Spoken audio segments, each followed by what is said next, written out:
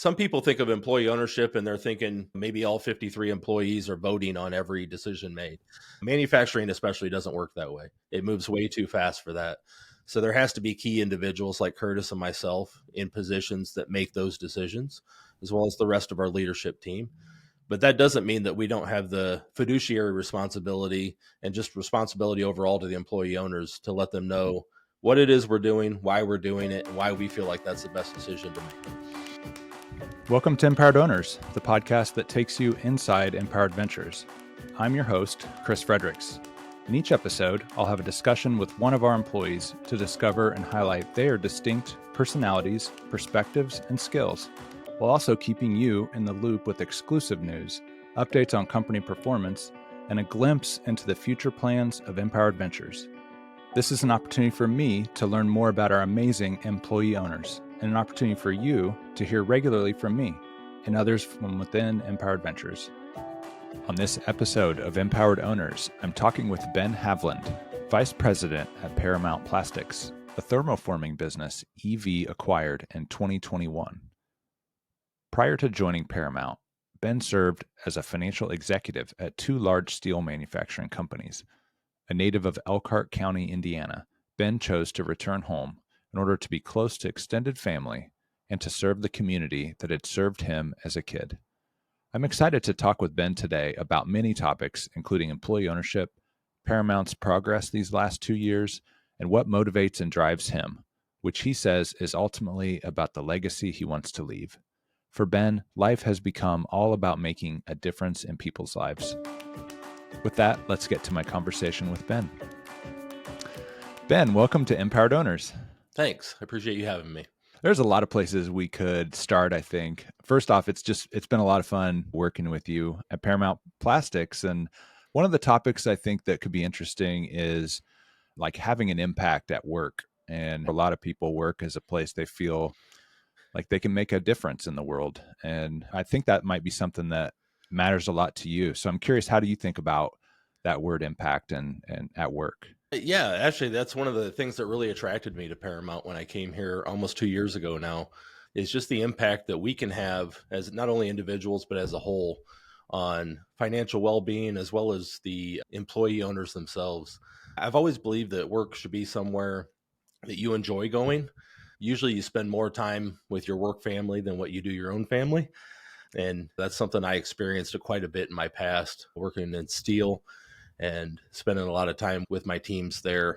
So I've always tried to buck the trend a little bit, especially in the accounting world, and really valued that work-home life balance and making an impact on people's lives. Where do you think that comes from? Do you think about anything growing up about that connecting work with impact? Yeah, probably. So when I was growing up, I was part of the latchkey kid generation. I can remember probably all the way back to maybe 6 years old, being home after school by myself until my older brother got home maybe an hour later. There was several times where I'd be the only one there and would need to make my own meals, take care of myself basically, at least for an hour. I did benefit that my grandparents were right next door to us, but so I always had somebody there if I needed them. But I think that probably played a role in me wanting to really help people out and really value that work-home life balance so that maybe kids don't have to be home by themselves, at least with our employee owners. Yeah. Where'd you grow up? I grew up in Goshen, Indiana, part-time there and then part-time in New Paris, just south of there.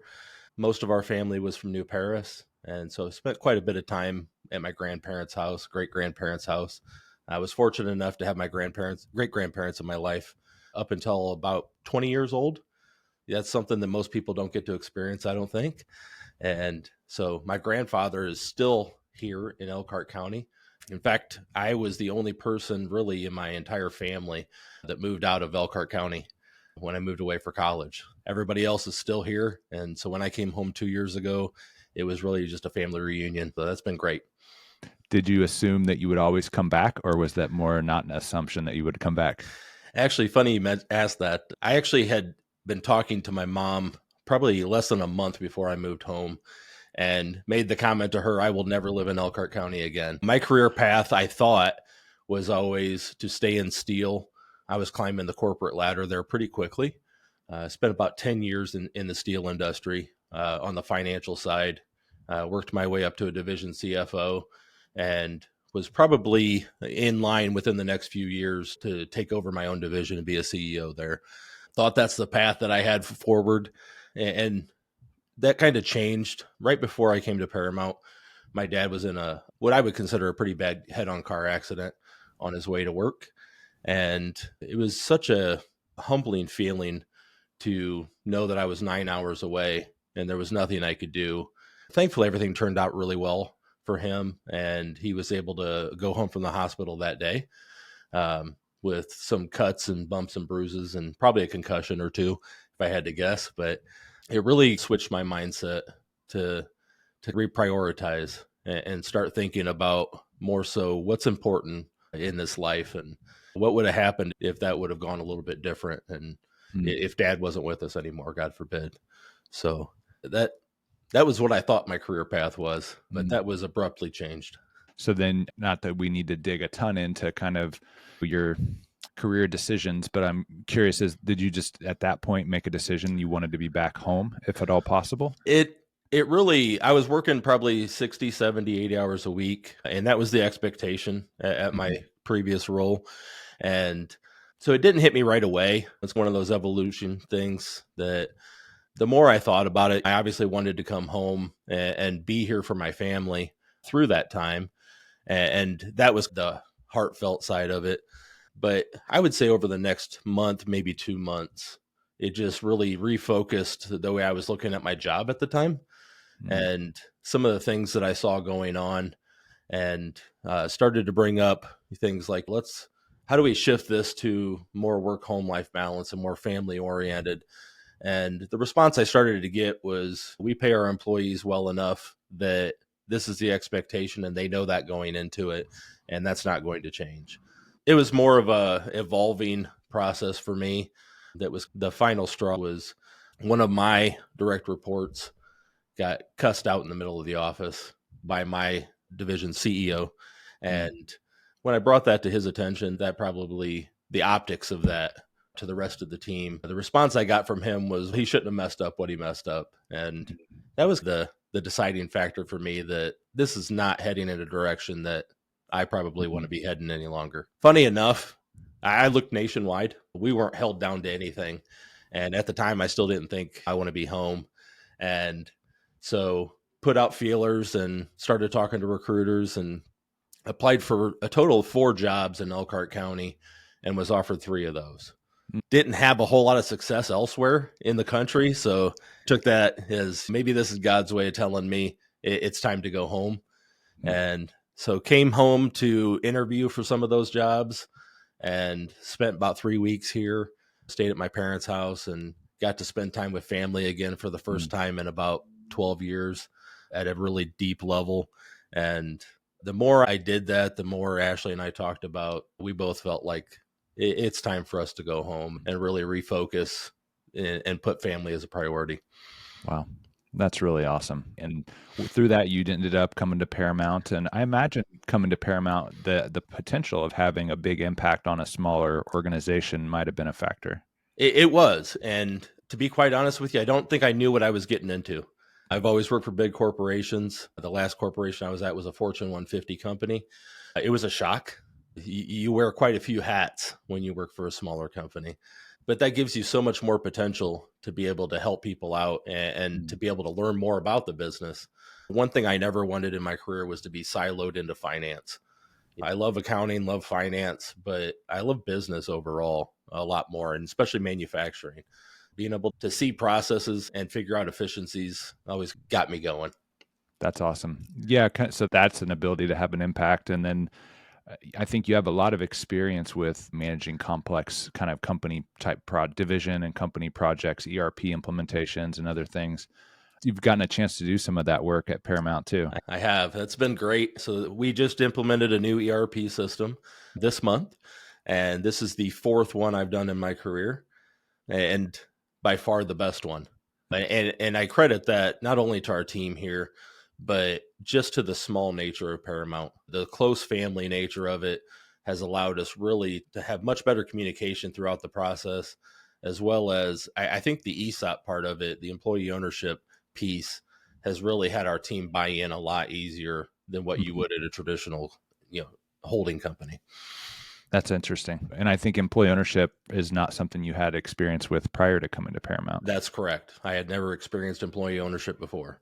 Honest, I was a little skeptical, as I think most people probably are. They hear this pie in the sky and think it's too good to be true. Who's this Chris Fredericks guy, and what's Empowered Ventures, and why would they want to help me with Mm, my financial well-being?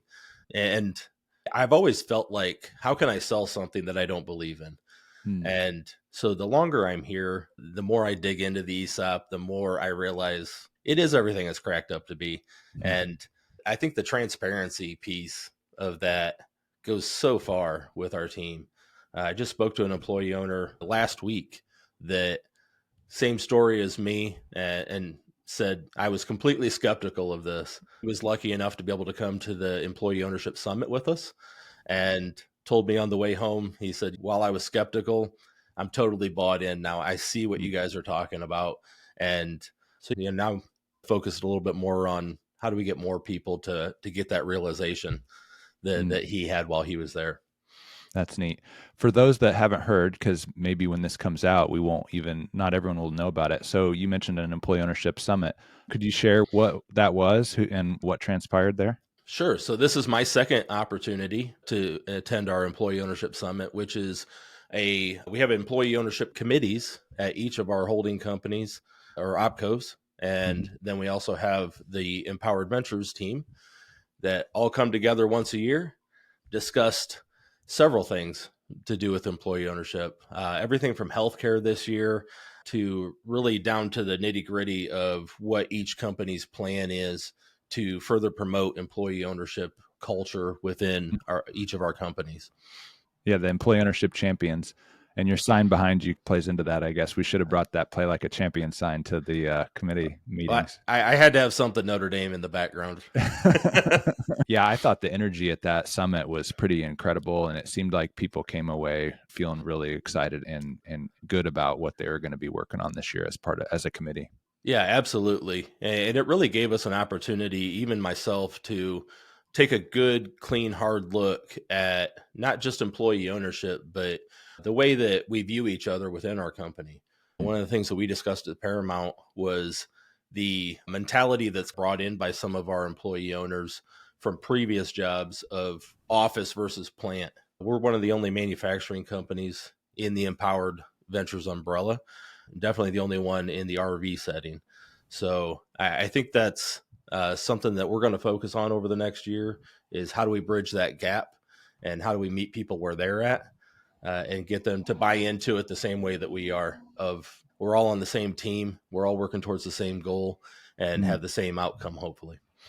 Yeah, that's super interesting. And I'm guessing what you might be alluding to is maybe some industries maybe don't treat people as well as others. And there might be a reputation in the RV industry at times that maybe people aren't at the highest priority level for all the organizations. So for those that don't know, RV industry as a whole tends Mm, to hire when things are great, and they pay really well. They don't tend to offer great employee benefits, but during a downturn in the market like we're currently experiencing, which is about every 8 to 10 years, mass layoffs. And Elkhart County as a whole, being the RV capital of the world, we experience higher than normal unemployment rates during times like this.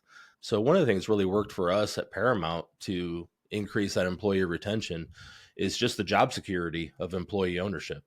People can expect when they go home and come back the next day, our gates aren't going to be closed and our doors aren't going to be locked. They're still going to have a job tomorrow and still mm. have the ability to put food on the table for their family. That's amazing. I would think that's an impactful approach to employees. Are you finding that it's working well in terms of just the culture at Paramount? Yeah, I've been absolutely amazed at how quickly our culture has turned from the 2 years ago when I got here. Just we had a mindset of coming off a previously 40-year-old family owned company. We had a culture of just, I'm here for a job. I'm going to put in my time, do what I have to do, what's required of me, and go home. And we're starting to see a little bit more of that employee ownership mindset of everybody taking ownership of each individual piece that they are contributing to the whole. That's amazing.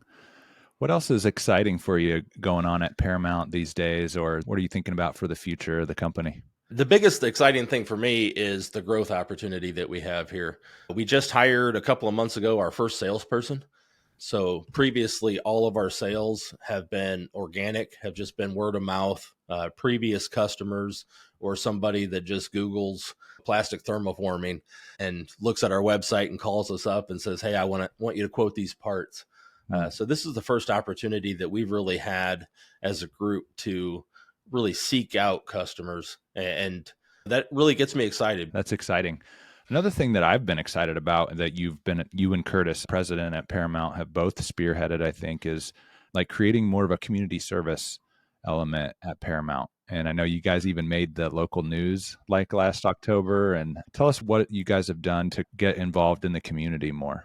Yeah, so I have several connections in the community. As soon as I moved back, one of the things I did was reach out to a mentor of mine, Kevin Deary, that was former CEO of the Boys and Girls Club locally.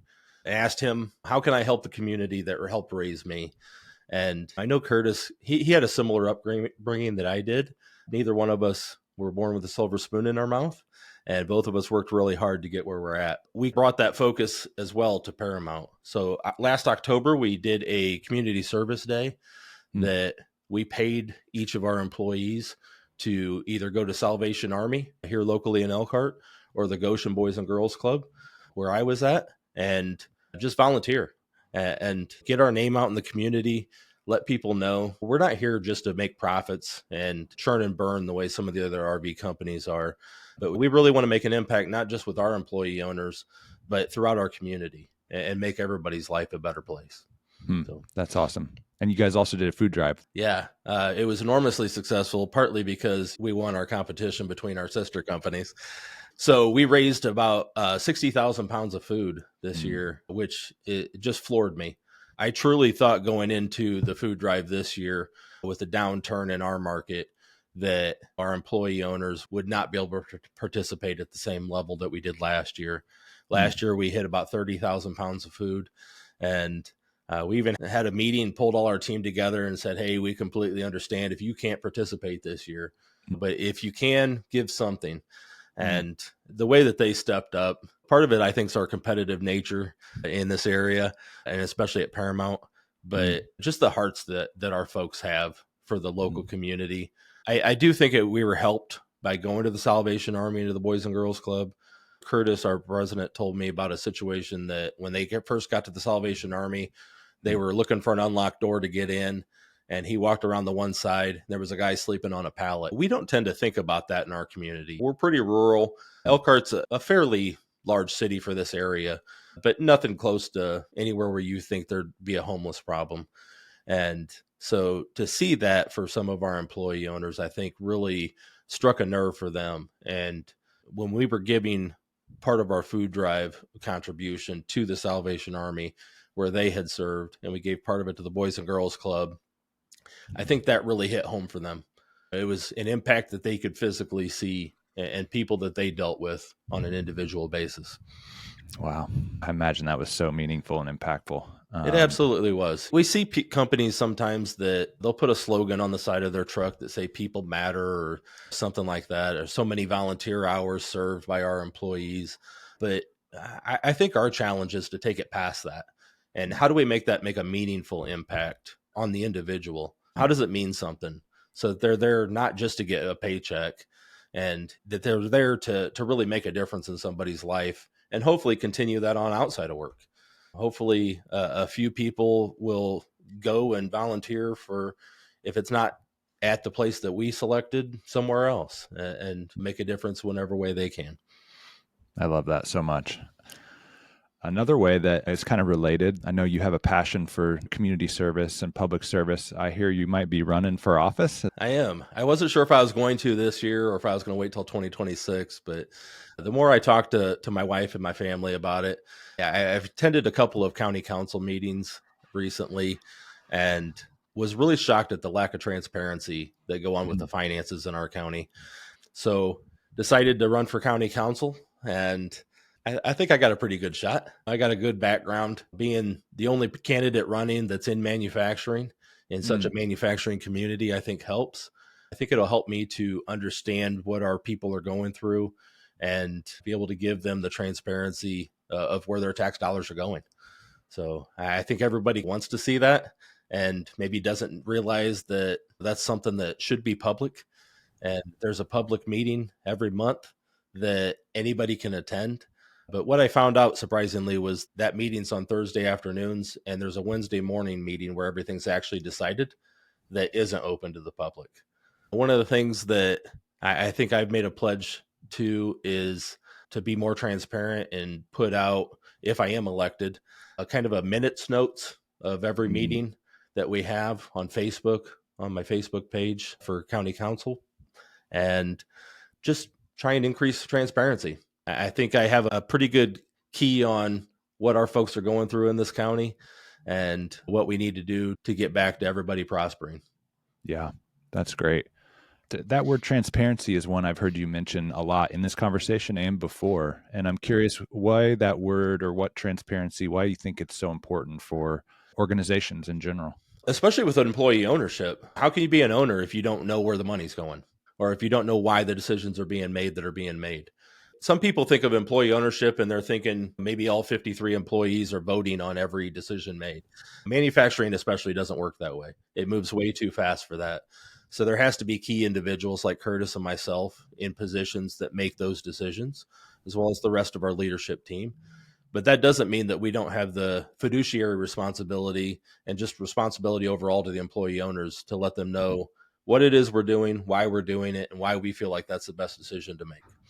Yeah, I love the way you put that, that you as leaders have a responsibility to the employee owners.